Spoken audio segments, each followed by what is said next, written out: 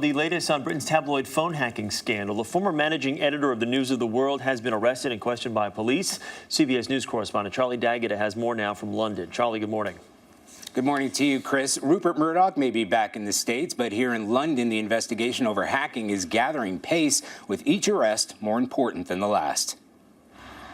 Stuart Kuttner, the man on the right, returned home on bail after British police arrested him for questioning over hacking and bribing police.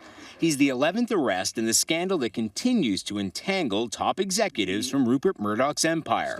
He managed Murdoch's News of the World tabloid for 22 years before resigning in 2009. He also wrote the checks, so he would have been the man to pay private detectives. It was the use of private detectives who are listening in illegally on voicemail messages that is at the core of the scandal.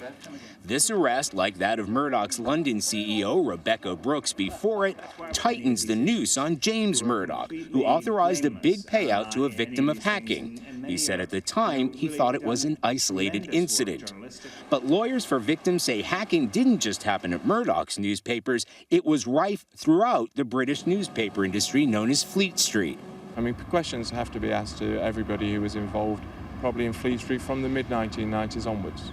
CNN host Piers Morgan was the editor of the Daily Mirror from 1996 to 2004. While no specific allegations have been leveled against him, he's feeling the heat. He's categorically denied playing any part in phone hacking during his watch. Morning, guys. One man to plead guilty for his part in the drama, comedian Johnny Marbles, real name Jonathan May Bowles. He threw a foam pie into the face of Rupert Murdoch during his hearing a couple of weeks ago. A judge threw him in jail for 6 weeks. He may be the latest person to face jail time in connection with the phone hacking scandal, but he may not be the last. A few British lawmakers wanted to get James Murdoch to reappear regarding discrepancies in the evidence he gave here 2 weeks ago, but instead they'll settle for a letter outlining exactly what he knew and when he knew about it. Chris? Charlie, like you mentioned, another high-profile executive was arrested yesterday. How close is this inquiry getting to the Murdochs themselves?